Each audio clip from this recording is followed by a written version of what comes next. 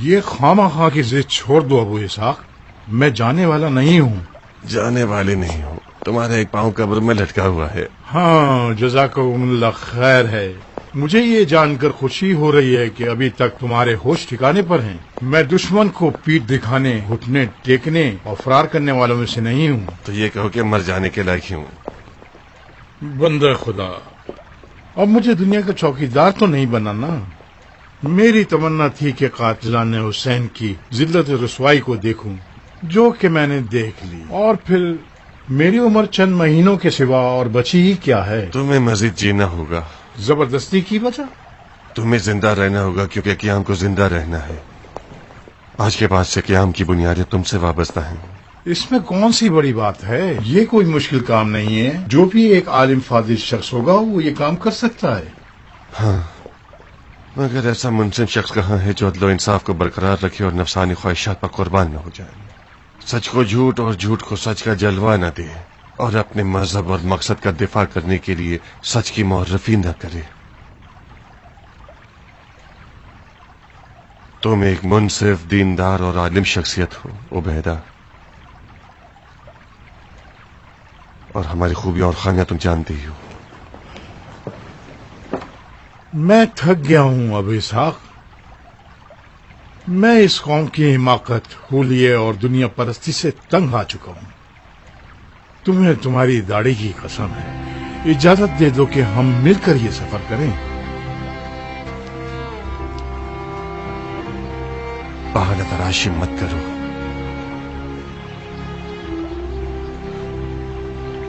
میرے بعد آنے والے لوگوں کی سرنوشت اب تمہارے ہاتھوں رقم ہوگی۔ تمہیں رکنا ہوگا اور مختار اور اس کے قیام کو جیسا کہ وہ تھا دنیا کو بتانا ہوگا۔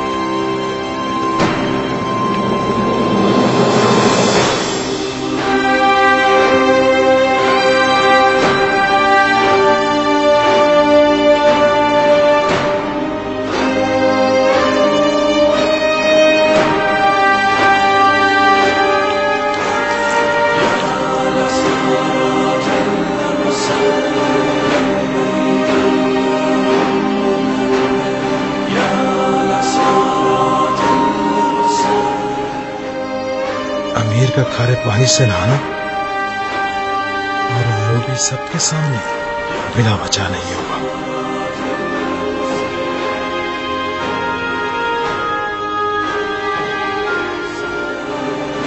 کہاں جا رہے ہو عبد الرحمان؟ میں اپنے قائد کی پیروی کرتے ہوئے غسل شہادت کرنا چاہتا ہوں۔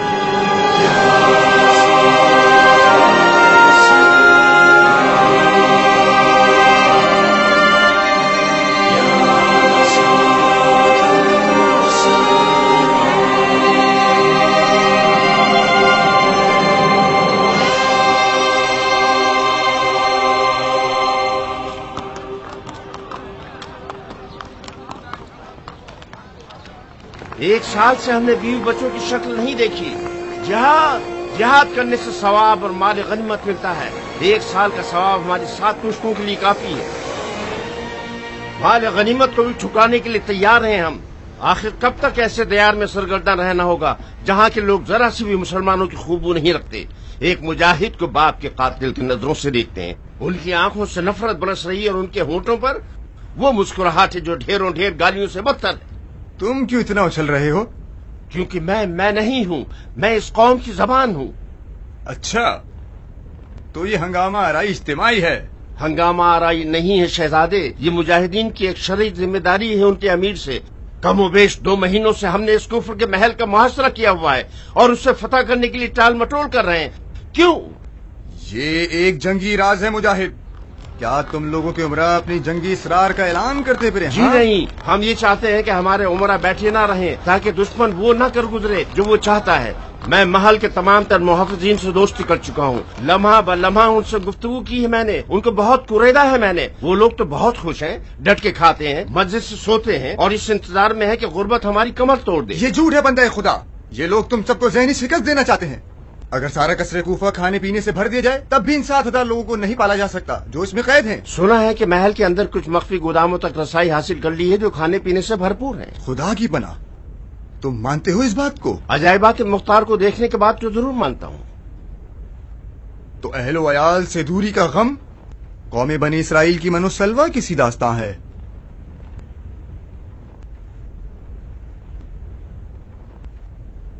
تو حضرت ابلیس ہمیں بہکا رہے ہیں تاکہ مختار کے معززات کو مان جائیں. باقی سب باتیں بہانہ ہیں. امیر, یہ بے دین اور قذاب مختار اس طویل محاصرے کے ذریعے ہمیں تھکا دینا چاہتا ہے. اگر وہ ہار مارنے والا ہوتا تو اپنی ناموس کو دشمن کی تلوار کی ضرب پہ نہ چھوڑتا. شاباش مجاہد, شاباش. میں بھی ایک ملے جلے نتیجے کو پہنچا ہوں. ایسا لگتا ہے کہ مختار کی گرہ ہاتھ سے کھلنے والی نہیں ہے, اسے دانتوں سے کھولنا ہوگا. معافی چاہتا ہوں امیر, میرا مقصد. سچائی کا کوئی جواب نہیں ہوتا مسلمان. ہم نے شریعت مقدس کے حکم کے مطابق اس ملحد کو ایک طویل مہلت دے دی تاکہ اظہار افسوس کر لے. ملحد کو افسوس نہیں ہوا, اس نے توبہ کی, نہ گھٹنے ٹیکے, اور جو ہمارے صبر کی ذمہ داری تمام ہوئی. خدا نے چاہا تو کل مغرب سے پہلے پہلے مختار کے معجزات اور اس کے ناقابل شکست ہونے کے افسانوں کو جھوٹا ثابت کر دوں گا. ابن ہور, میں حاضر ہوں امیر. منجنیق سے محل کے کھولتے ہوئے پانی کے مٹکوں کو توڑ دو تاکہ محل کے دروازے پر حملہ کرنے کا راستہ کھل جائے. جی امیر.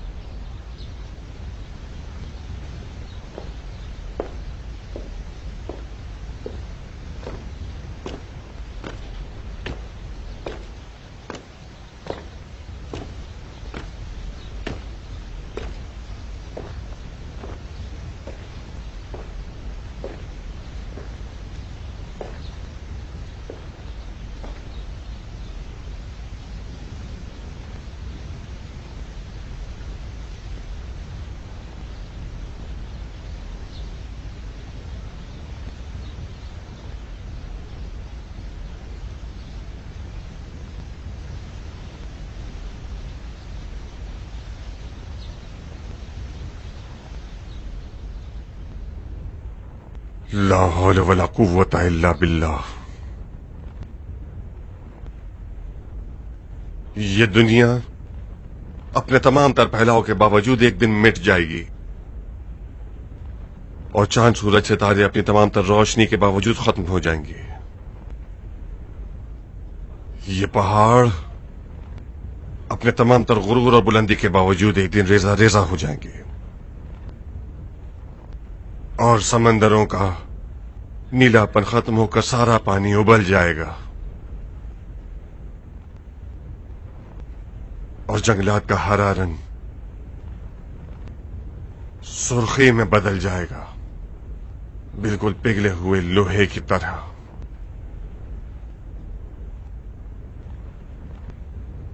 ایسے وقت میں انسان اس مکوڑے کی مانند ہوگا کہ جس کے گھر میں پانی آ گیا ہو,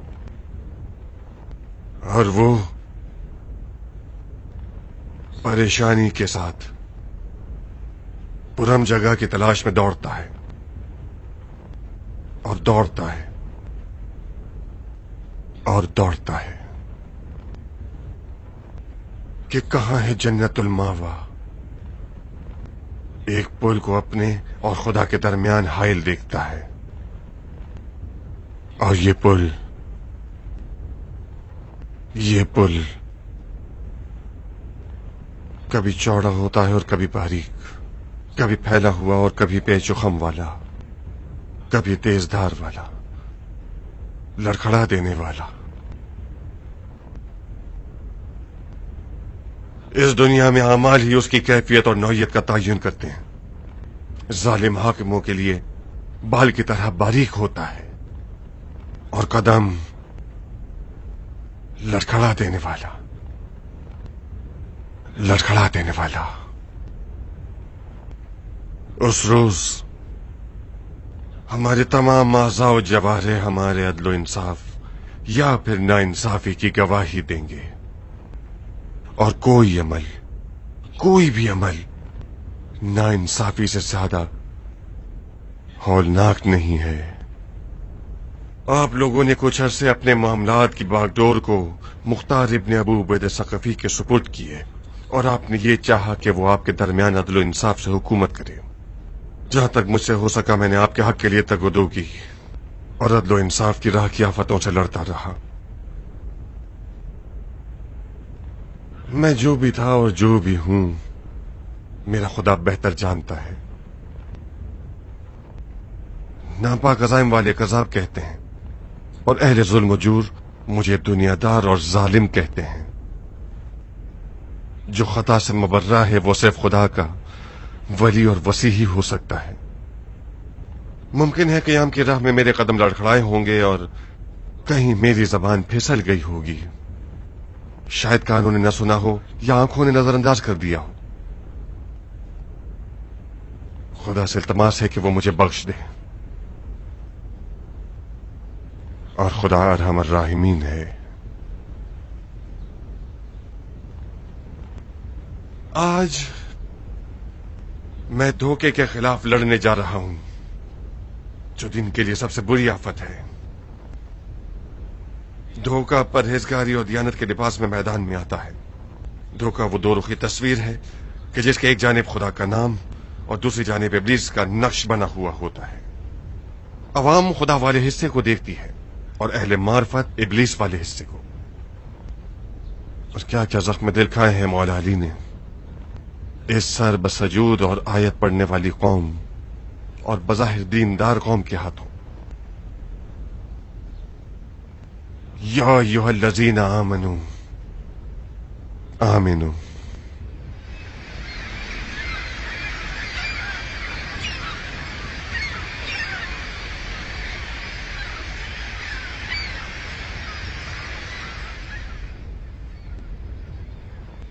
میں وعدہ کرتا ہوں کہ اگر قیام کے شروعات کے دنوں کی طرح تلوار چلاؤ گے تو کامیاب رہو گے، اور تو کے بعد دشمن پر غلبہ پالو گے۔ آپ لوگوں کے درمیان ممکن ہے ایسے افراد بھی ہوں گے جو گھٹنے ٹیکنے کا ارادہ رکھتے ہوں گے۔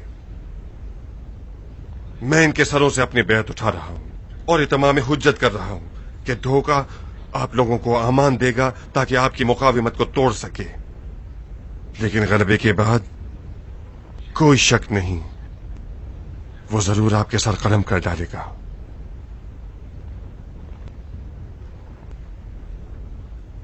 وَأَمَّا بِنِعْمَتِ رَبِّكَ فَحَدِّثْ۔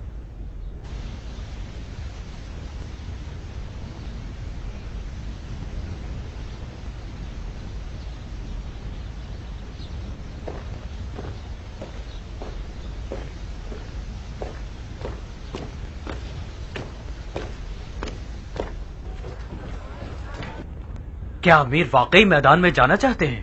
جیسا کہ نظر آ رہا ہے ایسا ہی ہے۔ ہمارے طویل مقابلے نے دشمن کے گھٹنے ٹیک دیے ہیں۔ مجھے پکی خبریں موصول ہوئی ہیں کہ کوفے کے لوگ زبیریوں کی فوج کی موجودگی سے تنگ آ چکے ہیں۔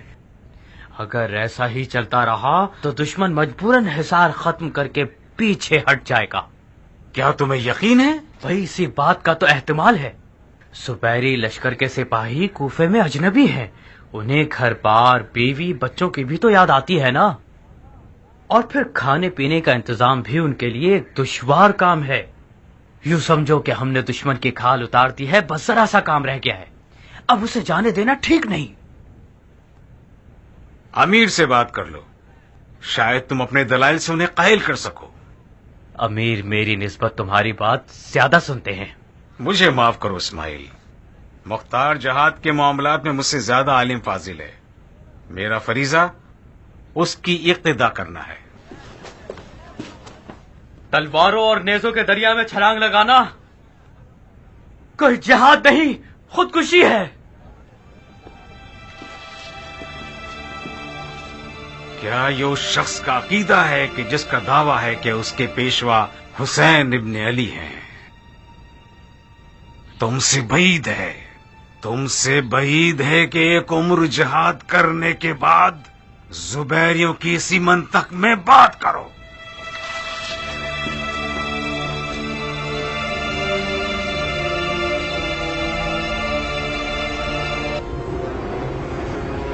بس رک جاؤ. امیر، اگر فاصلہ زیادہ ہو جائے تو گولے کی شدت کم ہو جائے گی. قریب ہو تب بھی تمہارا گولا صحیح وار نہیں کر سکے گا. دروازے کے اوپر کھولتے ہوئے پانی کے مٹکے دیکھ رہے ہو؟ ان مٹکوں کو مارنا ہے.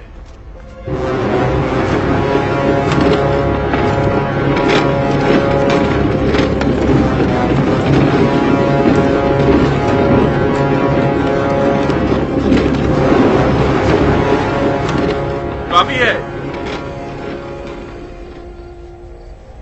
نشانہ بناؤ. گھماؤ بس. تیار ہو؟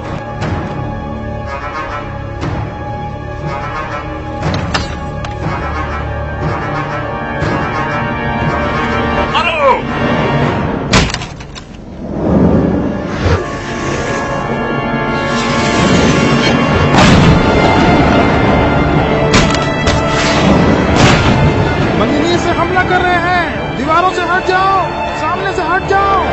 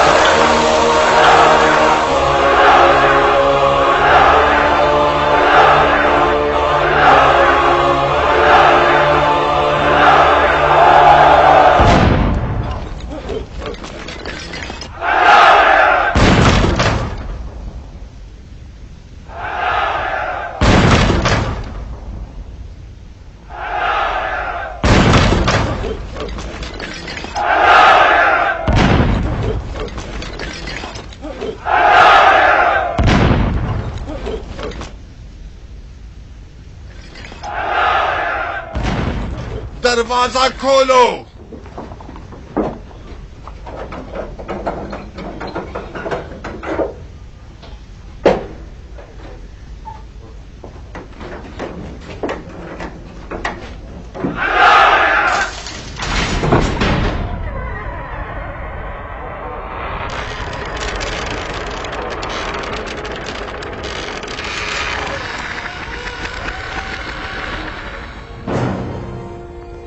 یہ کیا کرنا چاہتا ہے؟ خودکشی. اپنا کفن بھی پہن چکا ہے. جعفر کی رائے ٹھیک ہے محلب؟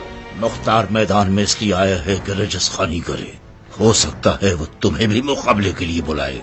تمہیں تیار رہنا چاہیے. میرا دماغ خراب نہیں ہے. جعفر انتہائی شور مچاؤ تاکہ وہ حل من مبارز کا نعرہ نہ لگا سکے.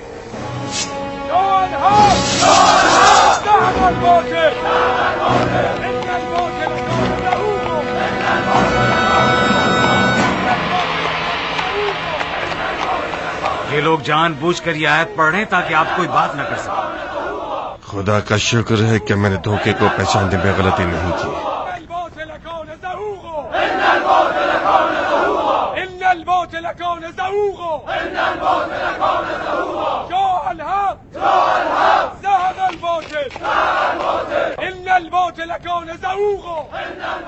کہاں جا رہے ہو بے وقوفو؟ اپنی جان پیاری نہیں ہے تم لوگوں کو. ہٹو پیچھے.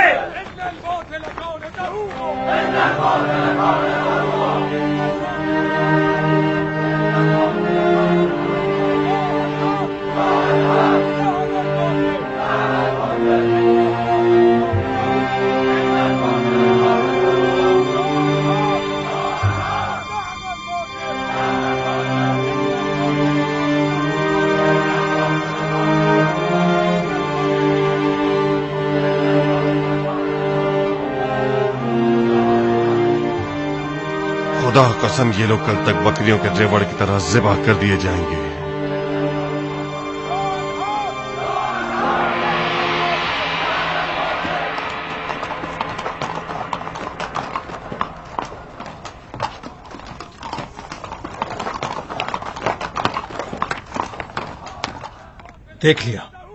देख लिया ना अमीर की पेशन गोई ठीक थी।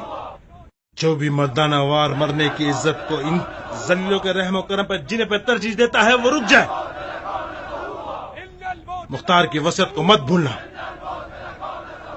अनकरीब तुम लोग पछताओगे कि अपने अमीर की बात को क्यों नहीं मानी और एक झूठे वादे पर सर तस्लीम खम कर दिया।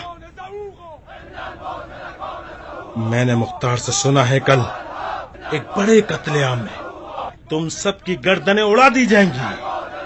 साहिब, ये लोग इंसान हैं, भेड़ बकरियां नहीं। अगर मुसब 7,000 असीरों के सर कलम करना चाहे तो उनके खून के सैलाब में डूब जाएगा। तो तुमने धोखे को पहचाना ही नहीं है इस्माइल? धोखे को पहचानता हूं मैं साहिब, मगर मुझे एतराफ है कि मैंने मुख्तार को नहीं पहचाना।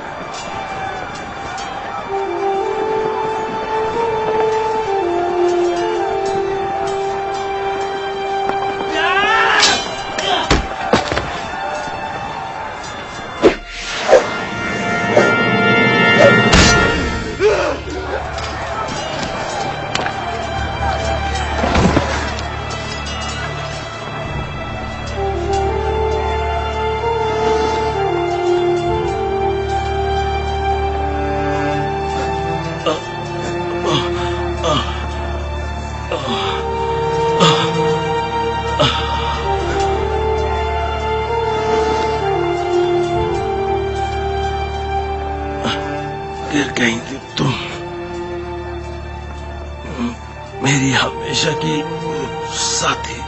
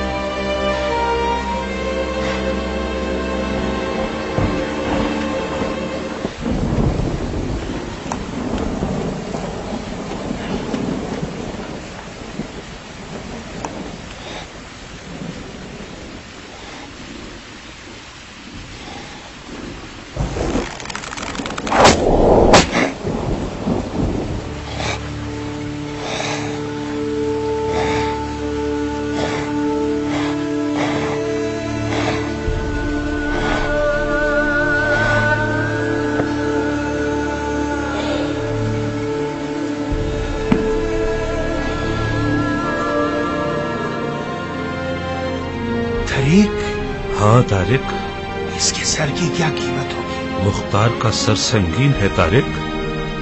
कायदे के मुताबिक तो इस सर के हम वजन सोना दिया जाना चाहिए।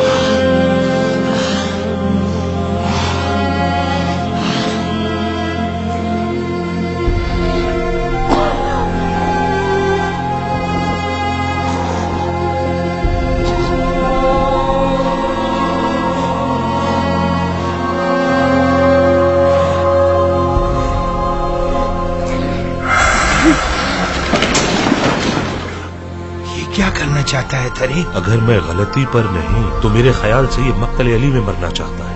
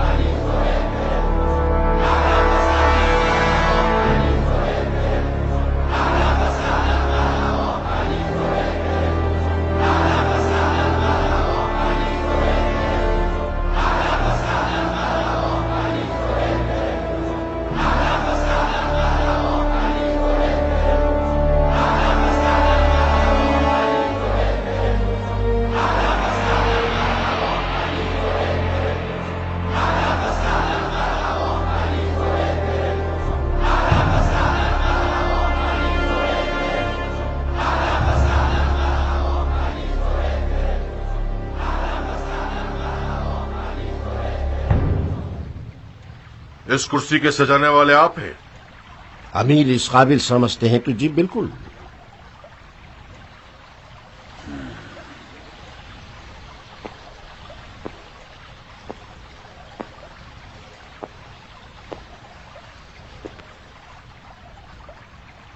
तंग तो नहीं करती? अच्छी सवारी है ना? हर सवारी की अलग खासियत होती है। आप सवारी को पहचानने वाले हैं अमीर। इस सवारी को मुहार करना मुख्तार को शिकस्त देने से ज्यादा मुश्किल नहीं है। सवार हो जाएं इस पर, मजे उड़ाइए।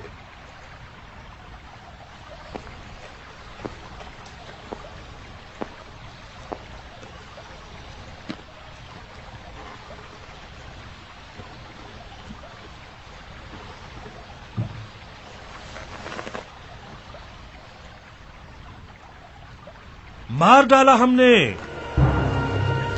सकफी कज्जाब को मार डाला।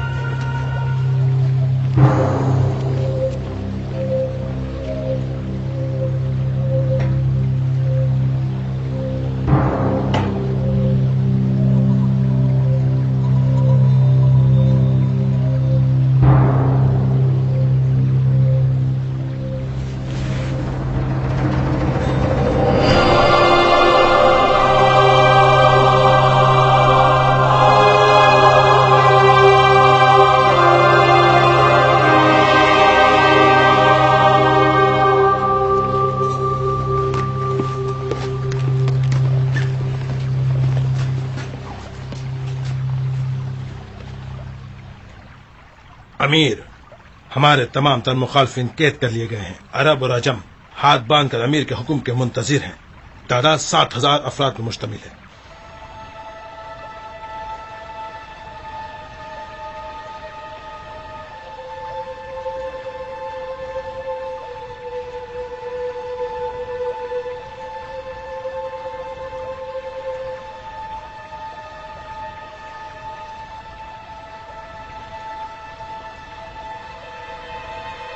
इन सबको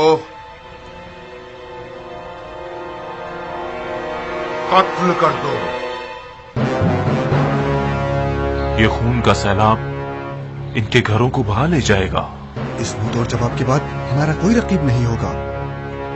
हसद, तुमने बनी जुबैर को इख्तियार करके दुनिया और आखिरत दोनों का खसारा कर दिया। महल्लब, तुमने उसका साथ दिया है जो बेगैरतों का नाम रोशन करेगा। इस कुर्सी नशीन का फातिहा भी पढ़ लो अबू मुफलिस। ये तो हद से कुछ ज्यादा ही बढ़ गया है।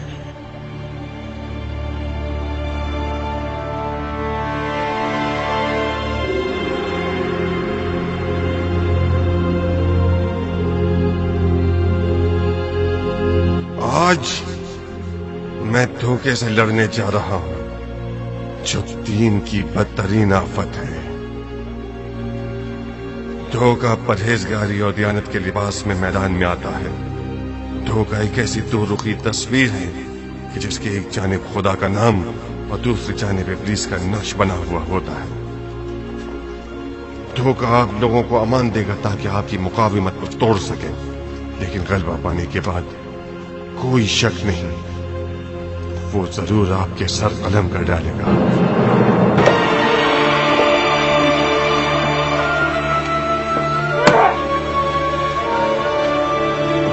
की कसम, अगर ये लोग भेड़ बकरी होते और मुसब के बाप और दादा की जागीर होते, फिर भी सबको मारना महज इसराफ होता।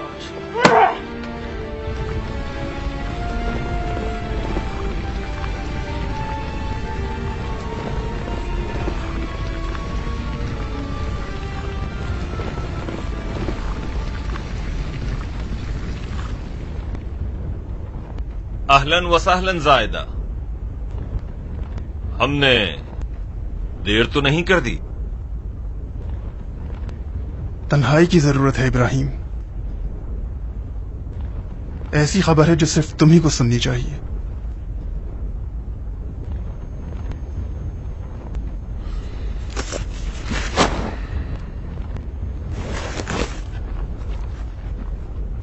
क्या हुआ है जायदा?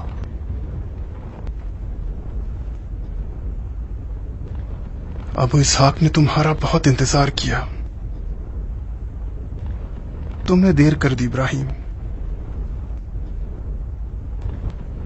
कूफे से मूसल की जानिब आते हुए खबर मिली है कि क़याम का खात्मा हो गया है।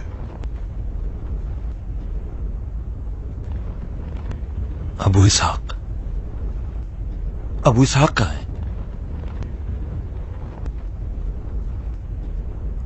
खुदा की रहमत की बारगाह में। अलबत्ता साबित को अभी तक मालूम नहीं।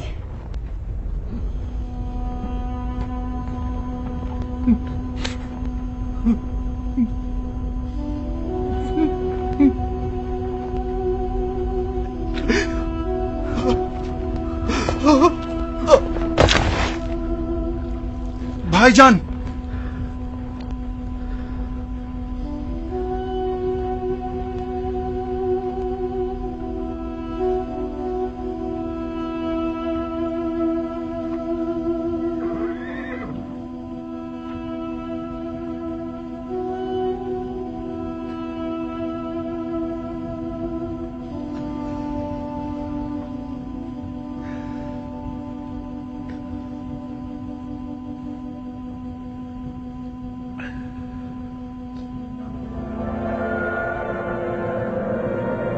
मैंने तमाम हुज्जत कर दी। अच्छा ही है कि खुदा मुझे शक करने वालों और बदनीयतों से बेनियाज रखे। रुक जाओ अबू इसहाक,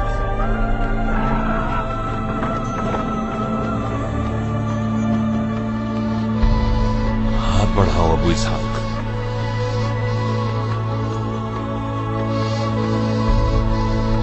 अबू इसहाक, मेरा दिल चाहता है कि मालिक के नाम को जिंदा कर सकूं। मालिक अश्तर मरे नहीं है, उनका नाम कयामत तक शियों के लिए सर का ताज रहेगा। हमें कुछ ऐसा कर गुजरना होगा कि हम तारीखों में खो न जाएं। अबू फजल अब्बास के नाम पर जो कमर बनी हाशिम है और उस वाक़े की बरकतों के तहत जो तुमने मुझे सुनाए हैं 14वीं की रात की चांदनी में, कि जब अब्बास आसमान में जगमगा रहे होंगे, हम दुश्मन पर हमला कर देंगे। तुम्हारी हुकूमत में अगर मौला अली की रंगोबू न होती तो उसकी कोई कदर कीमत न होती। हम दीन अली को बर्पा करने के लिए उठे हैं, आदल अली को जिंदा करने के लिए उठे हैं।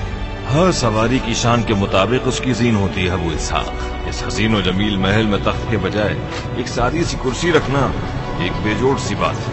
हम चंद दिनों से ज्यादा इस महल के मेहमान नहीं हैं इब्राहिम। हमारी हुकूमत का ये बच्चा जब पांव पांव चलने लग जाए तो हम अपना बोरिया बिस्तर समेट लेंगे और एक सादा इमारत में जाकर वहीं से हुकूमत चलाएंगे।